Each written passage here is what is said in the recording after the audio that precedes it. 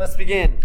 All right, so most of you should be either on 3E, some of you might be finishing on 3C, and again, like I said, if 3C was tricky, negative fractions, I'd then just want you to move on to 3E and 3F, because 3B was the key, 3C is just an extension, that's more of your year 8 negative numbers. So if you got your 3B, but you haven't got 3C, I'm okay with that. Mainly try to get through 3E and then 3F, okay? For your homework, in terms of submission next week, I'm not taking up 3F just because I was away last week, so therefore you might not have time to do 3F. So I do expect 3C and then 3E. So whatever you've done for 3C, if you felt it was difficult, take, but 3E should be finished. Okay? 3F is for those who already are ahead and want to continue on. Then 3F, I'm just going to give you some tips or strategies on questions. There are only two parts to it. First one, you got to understand the difference between terminating and recurring decimals. Ooh. Well, whilst this is happening, let's reconnect. What is the difference between the word finite and infinite on your worksheet? What's finite, Will? Finite stops at some point, infinite keeps going. Very good. Finite, if you didn't know, it means that it stops. So if it helps you, if you didn't know it before, write it in. That finite means it stops, doesn't continue going, whereas infinite means it's unlimited. It will keep going. Give me some examples. I'll give you one for a finite. Let's say 3.5. That's an example of a finite decimal. Give me one version or an example of a finite decimal. Let's go with Harley. Make up one. 2. Yes, but what's the decimal? 0.2. 0.2. That works. Okay, 0.2 is a finite one. Give me another one. 3.333. Yeah. Oh, wait, say it again.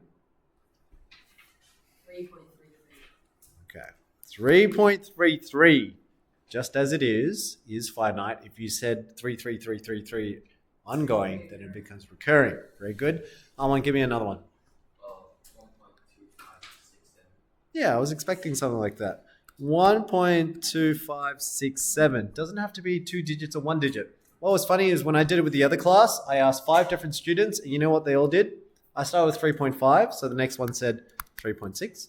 I asked the next one, they're like 3.7. I asked the next one, they're like 3.8. I'm like, can we get creative here?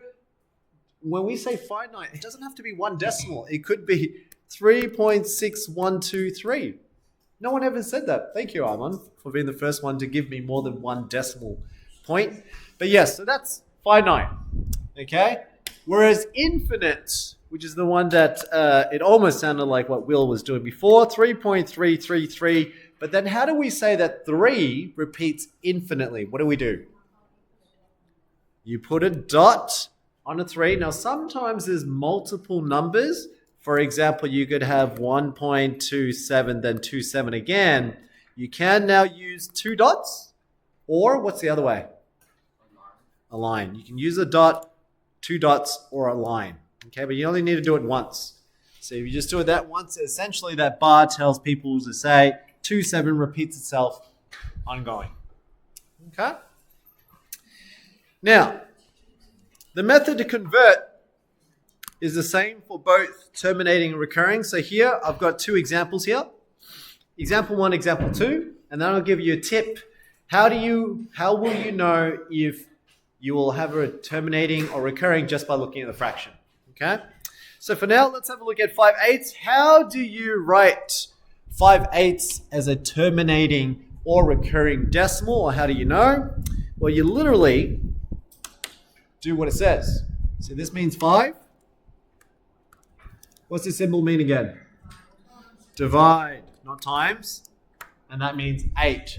So we say 5 divide 8. Now you can literally type that in your calculator, 5 divide 8, and it'll give you the decimal. So it means that if you do struggle with doing short division or long division, you can still do it on a calculator. But here we're still training skills at year 7 and 8. By the time you get to 9 onwards, you will be likely using a calculator. Okay? So here, how do we do 5 divide 8 or 5 over 8? Sometimes students write the other way around. On the calculator, write 8 divide 5. No. This is asking how many 8s fit into 5. That's why I wrote 8 outside. Because we're saying how many 8s fit into 5, but 5 as a whole number or decimal, we can write as 5.000. And you can put as many zeros as you want or needed in order to solve this problem. So let's start off with the first one. How many 8s fit into 5, Will?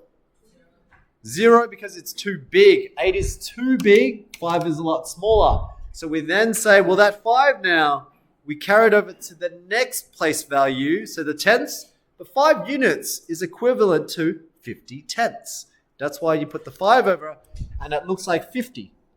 Okay, because 5 units is equivalent to 50 tenths. Then you say, all right, well then how many 8s fit into 50 tenths? Can I please have Yuri?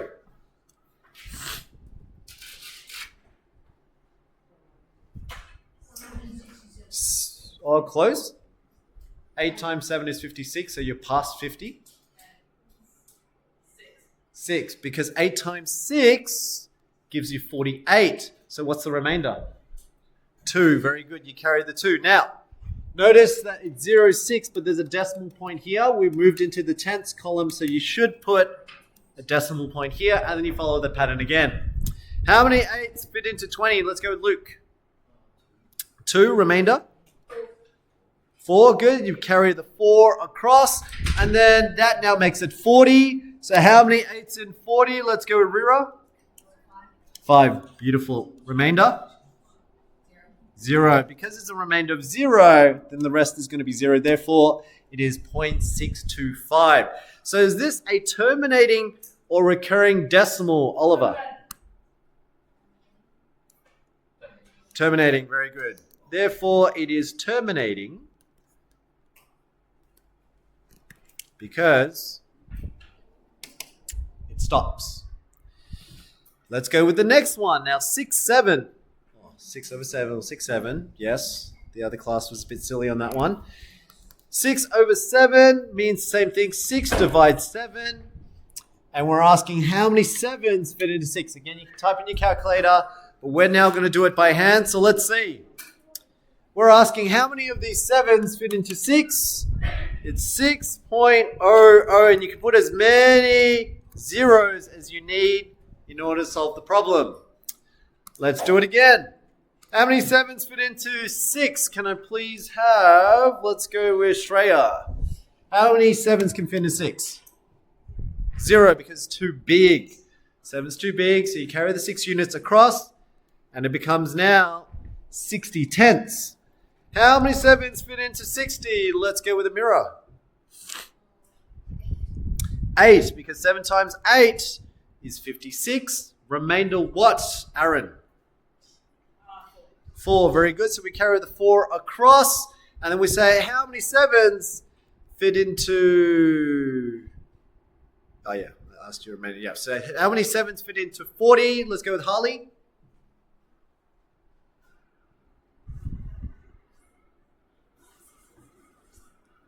5, good. Remainder? 5, good, because 7 times 5 is 35. So remainder 5. Now you got the 50 there. So 7. How many 7 goes into 50? Let's go with Amon. 7, because 7 times 7 is 49. Remainder? 1. So you carry the 1 over. And then you say, how many 7s fit into 10? Let's go with Jessica. 1. Remainder? 3. Very good.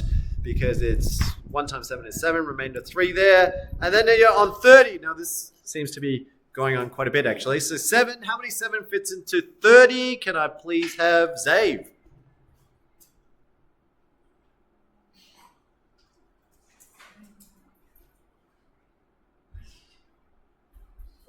4, remainder? 2, that becomes 20 now. How many 7s fit into 20? Let's go, Thomas. 2, remainder? Remainder what? Remainder 6, very good. And again, hopefully you realize at this point, that's a 60, and we already had a 60 before. So likely, if you did the same thing again, you said how many 7s fit into 60, you end up with an 8, then a remainder of 4, and it goes 5, 7, 1, 4, 2. Means there's a repetition. So this pattern's going to repeat. Instead of writing it again, you might as well just put a bar on all of these numbers here to simply let people know that 6/7 will equal to 0.857142 repeated. Okay? Therefore, it must be recurring. Now let's see. I'm going to ask you a very guided question here because I'm almost misleading you. There is a pattern. You can actually tell if it's going to be terminating or recurring just by looking at the denominator of the fraction. So this one I gave to you is 5/8. The other one I gave to you was 6/7. Right? There's an 8 and there's a 7 in the denominator. Here's another pattern. Remember, I'm going to mislead you, but I'll tell you the answer afterwards. Half, is that terminating or recurring? Terminating. 1/3, is that terminating or recurring? Recurring, because we know it's 0.3333. Then when I say, do you guys see a pattern? I'm going to mislead you here. If I ask you, you see a pattern, students might think they see a pattern. Will, not as in like you, I meant as in like will, 1 over, actually, is that a good number to test out? Yes. Is 1/12 recurring or terminating? Hands up for terminating. 1, 2, 3, 4. Hands up for recurring. 1, 2, 3, 4, 5, 6, 7. No, 6. Hands up for I'm not sure. Okay. The common thing that as I'm misleading you here is that students may think if the denominators are even, it will definitely be a terminating, and then if the denominators are odd, therefore it's recurring. In some ways, it's almost true because if you did 1/11, it will be recurring. So I'll show you. Calculator. Here we go. Let's do it quickly. 1/11 just means 1 divided by 11. So 1 divide 11. So it's true. It's recurring. When the denominator is odd, it seems to work. But then the theory of saying if the denominator is even, that it will be finite or terminating. Well, let's see if 1/12 is true. It ends up recurring. Now, you're almost correct here. And also, even 1/5, even if we said odd numbers should be recurring, what's the decimal for 1/5? Does anyone know? 0.2, right? Which is terminating. So it already disproves the fact that just because it's odd doesn't mean it will be recurring. So what's the rule? This is your tip. This is how you can quickly tell. There's only 2 numbers that you're going to remember. If the denominator, and you can write this as part of your notes if you want to quickly be able to determine it. If the denominator is either a 2 or a 5. But it's not just 2, okay? Because 12 we can tell that it's part of 2s, but it's not just 2. It's 2 to the power of any number. So for example, 2 to the power of 1 is 2. 2 to the power of 2 is what? 4. So 1/4 will be finite. 2 to the power of 3, 8. So 1/8 will be finite. 2 to the power of 4, 16. So 1/16 will be finite. So in all of those, if I showed it to you now, 1 divided by 4, finite. 1 divided by 8, finite. 1 divided by 16, finite. Okay, so anything that's a power of the 2 to the power of n, any of those denominators, we're ensure it's going to be finite. But any other number that's not a 2 or a 5, it's powers of 2 or a 5, will be recurring. So you can come up with any number you want. So 1 on 1 on 7. Oh, I don't know what that's for there. Yeah, there we go. So that's a little tip for you. As you're doing the exercise, test that theory. If you have 2 to the power of n or any multiples of 5, it will be a finite problem, and then everything else is terminating. Okay, so 1 on 11, 1 on 12. So how did I know 1 on 12? Again, same thing. I can prove it by saying this is the same thing as saying 2 squared times 3. Because 2 squared is 4. 4 times 3. So if you break up the fraction,